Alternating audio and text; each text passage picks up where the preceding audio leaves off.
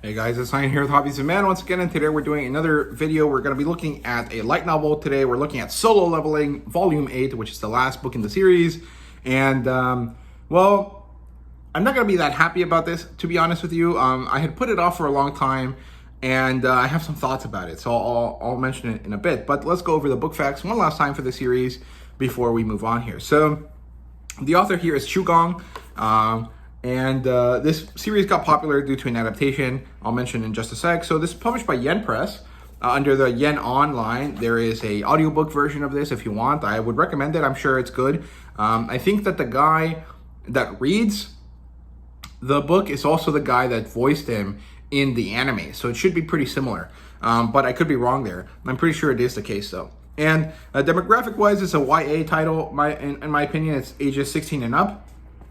And genre-wise, it's a litrpg story, a progression fantasy, and ultimately it's also a fantasy story just in general, with a bit of a urban fantasy lean to it, I guess, because the litrpg progression aspect kind of falls away at some point in the middle of the story because of just the way that the story progressed, right? But it does come back here and then, so I guess it is ultimately still a progression fantasy throughout the story. So yeah, in terms of adaptation, like I said, it has an anime, it has a light novel, it has the light novel is the source material.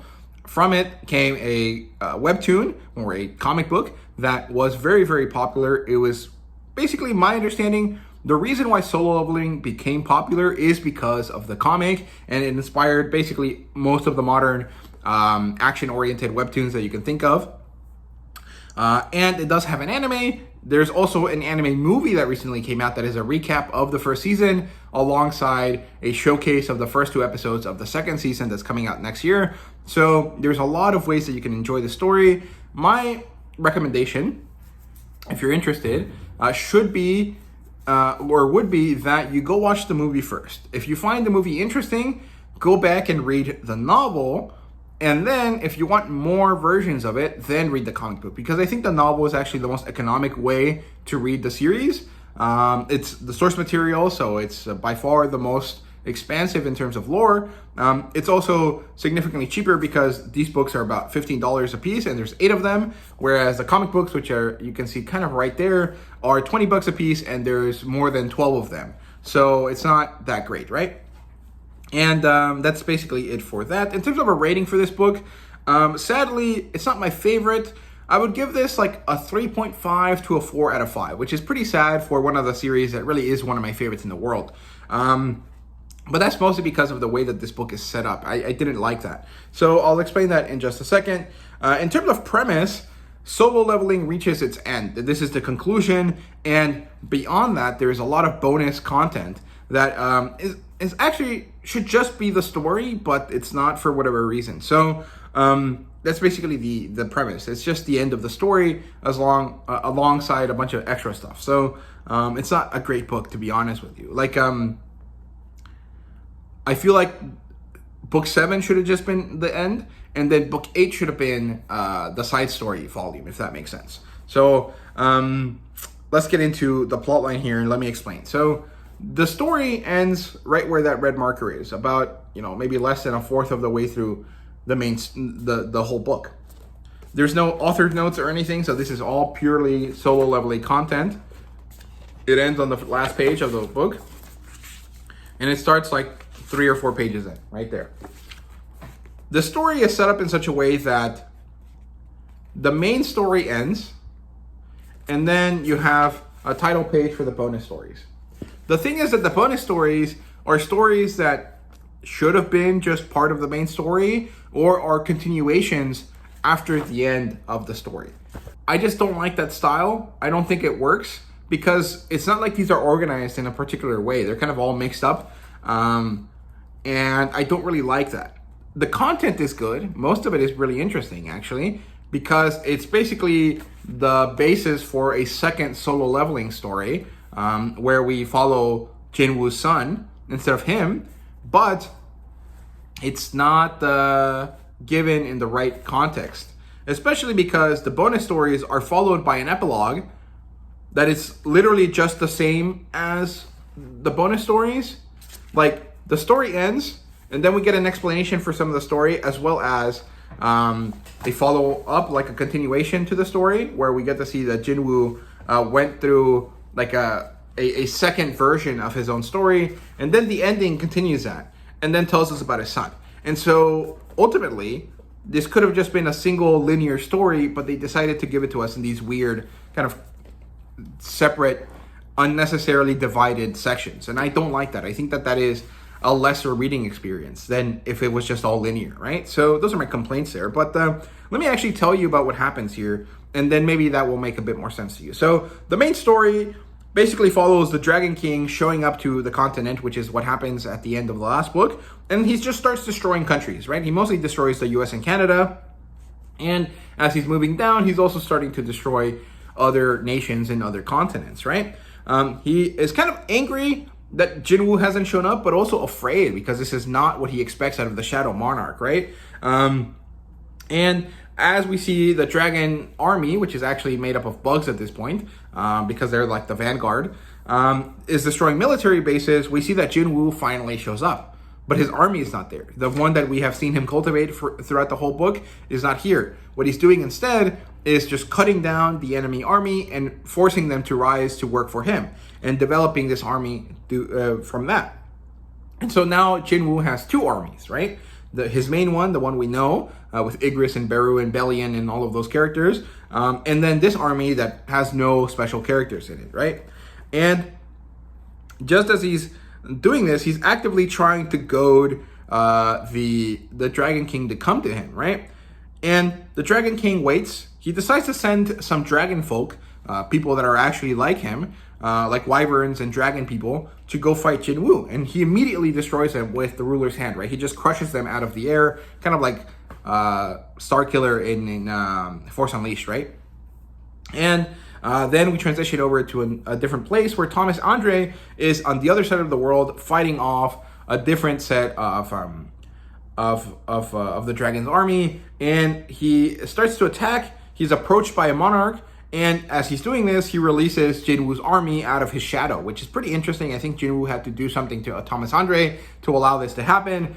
And so Jinwoo has started a battle on two fronts. His original army destroys the army that was attacking Thomas Andre, and he manages to rise all of these people. So he basically triples or quadruples his army size immediately. And this is when he springs the trap that he set for the Dragon King. So Jinwoo manages to grab him, and then they teleport somewhere else, and they go to this empty area where they can go all out, and they start their battle. And, you know, it's very exciting. There's a lot of cool stuff happening, but it goes back and forth a lot. And the thing is that I don't care about the Dragon King. Like, he's not a particularly important bad guy because he was only recently introduced, right? But we understand that dragons are the biggest threat to Jinwoo because they're kind of like opposites, right? If Jinwoo is shadow, dragons are light because of fire. And so there's a certain level of canceling out that they do to each other that makes them much more dangerous, right? And they're also just significantly stronger than your normal average bad guys, right? And so the battle goes back and forth, and eventually Jinwoo manages to eke out barely a win, right? And so the angels, the fragments of luminosity, arrive. And it seems like they're going to attack Jinwoo because they don't want any monarchs left. But Jinwoo manages to stop them and comes up with a way for them to work together. Jinwoo doesn't want to die, and he's not really a bad guy, right? Otherwise, he wouldn't have done what he did and destroyed all the other monarchs and inadvertently helped the angels do their job for them. And so he requests that they use a special item as a redo for his life. And he wants this so that he can go and save as many lives as possible. All of the lives that have been lost in the last couple of months, he wants to bring them back. But he can't just bring them back. He has to go and save them in the past, right? And so the angels agree and they grant his request. And then we get a bit of a glimpse of that world. And that's when the story ends, with Jinwoo successfully saving everyone and getting rid of the hunters and all of the bad things that are associated with that. And he just saved everyone, right? At the same time, he also killed a bunch of people, right? Anyone that existed after the portal stones started, or the portal started to open in the world, also died because he just went back in time. He didn't actually like save everyone, which is a very like Thanos kind of thing, right? Like It's almost the same kind of issue that a lot of characters have after the blip, and after the blip ends, right? After they all come back in the Marvel Cinematic Universe, right? So it's a pretty similar concept, but it's completely ignored because it doesn't matter to the story. And that's where the main story ends. And, broadly speaking, is it satisfying? Sure. I would give this story overall like a 4.5 out of 5. I think it's great. It's one of the first stories that really got me hooked on the progression fantasy vibe and the progression fantasy genre. But I'm not sure that I like the execution of this last book. I don't know if it's like Chugong's fault, or it's the fault of his publisher, or it's the fault of Yen Press. I'm not really sure who is at fault, but I just don't like the organization of this. We start the bonus stories, and they're all numbered, but the numbering actually isn't helpful because they kind of jump around the place. So story 1 starts to explain how Jinwoo and Juhee Lee ended up on the same team, which is a prequel story to Jinwoo's start of the story, right? Because the start of the book is that Jinwoo's a E-rank hunter, and he's friends with the healer of his group because she's always healing him because he's just that bad at his job. And this story explains to us how they came to be friends. It's basically intervention from someone higher up in the Hunter Association, right? Then 2 through 7, basically, the rest of the stories are a explanation of Jinwoo's second time around, his redo story, right? If you're familiar with fan fiction, you'll know what this story kind of entails, right? Something happens, it allows the character to go back in time, and then the character redoes his life in order to change it and save whatever it is that he's trying to save. And so we see that Jinwoo gets to see his parents for the first time in a long time, right? They're both alive, they're both healthy, and they're both there. He kind of cries and is just happy with them. And then he goes off to middle school, and he has some fun with his friends there. Then he disappears randomly one day for 2 years, and when he comes back, there is a big problem because the lady that used to be able to gain or to give upgrades to people now is a psychic, and she sees that the god of death is coming, and a portal opens, and then nothing happens. And so she kind of gets discredited a little bit, but she's also right. And then Jinwoo returns to life, and now he goes into high school, and he decides to become a track star in order to meet Hye-in Cha, and eventually he does, right? Along the way, we see that Igris and the soldiers are interested in the way that Jinwoo dealt with this, the fact that he made a redo, and that they love their master, and that they do things in the shadow world in order to show this, right? Like they build a giant statue to him once. They are happy about the fact that he gives them special clothes. They're very excited. They go to the dwarves a bunch of times to get them to build things for them. And then we get to see that Jinwoo meets a bunch of his companions from earlier in the story in this new version of his life. And anytime a new gate opens because of Jinwoo's mana concentration on this world affecting it, making it a popular place to come, he destroys all of the creatures that come through it. And then we have story number 8, which is an alternate story where the King of Destruction ends up in Jinwoo's body instead of the King of the Dead, right? Instead of the Monarch of Necromancy, or whatever his title is. And then we come back to the main story, or the main bonus story, which is back on number 9, where we see that Jinwoo and Hye-in Cha are married, and they have a son, and Jinwoo becomes a cop, and he's super good at his job, and it ends with Hye-in Cha telling Jinwoo that her son is flying, and that she's concerned. And he's like, oh yeah, I'll show him to fly. And that's basically it. And then that ends the bonus stories. Then we have the epilogue, which is going back and explaining how Jinwoo and Hye-in Cha had a son. We open up with Beru telling us the origin story of his life, how he came to be. And this leads us to Beru understanding that humans are deeply afraid of bugs as they grow older. They become haters of these types of animals. They are not interesting to humans. And especially in Asia, for whatever reason, children really like insects, and then they grow out of it as they get older. It's not really a thing here in the States, I don't think. I mean, I never was interested in bugs, except for Spider-Man, but he's not a bug, he's a person, right? So, I don't know.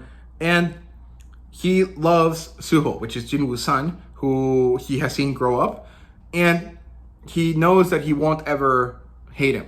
But because of Suho's reality, the fact that he has to be a normal kid, his memories must be locked away, and eventually when he's in high school, he gets to go through a similar situation to Jinwoo when he got his job change quest and he became the necromancer. And then the story ends with another kind of plot setup, which is that a new outworld portal shows up and Jinwoo goes to attack it, and he thinks about the fact that eventually his son will be able to join him and they will both be protectors of the world. And it's cool, it's enjoyable, I like these stories, I think they were fun and interesting, but dude, make it more linear, make it less annoying to read, don't make it jump all over the place, make it more succinct. And honestly, if you had this much extra content, why didn't you just make more books? Like, I don't get it, right? So, I don't know. Ultimately, I'm just upset with the way that this is organized, and it makes me very unhappy. I enjoyed reading it. I didn't really have complaints about the reading process, but looking at the whole thing, I'm just not happy with how it's set up. In terms of characters, we get Jinwoo's son, Thomas Andre. We learned the Dragon Monarch's name, but I didn't bother to remember it because it doesn't matter. And we learn about Suho Sung, which is Jinwoo's son, right? And then world building wise, we learn about time traveling ability. We know that the monarchs have ended because Jinwoo kills them all. And we know that the world no longer has hunters in this redo version. And that Suho has powers because he is the son of someone with powers. And a new threat will eventually come that Jinwoo and Suho will deal with together. In terms of artwork and fan service, there's no artwork. There is the fact that there is implied sex because Jinwoo had a son, but we don't see any of it or anything related to that. And it's whatever. In terms of rating, it's a 4 out of 5. A 3.5 out of 5 is probably the better score to give it. But because I do love the series, I do want to give it a 4 out of 5. I would give the whole series as a whole, like all of it, all 8 volumes, a 4.5 out of 5.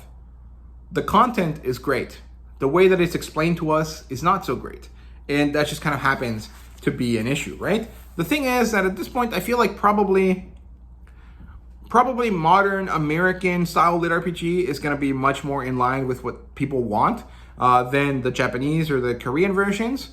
But I think that if you're someone that is interested in the genre, you should read Solo Leveling first to kind of understand a bit of the vibe, right? It's not the most original story. It's not the first lit RPG story or anything like that. But it's one that I think is very meaningful and special, and that really will help you understand what the story is like, what the progression fantasy genre is all about, right? So I recommend it in that sense.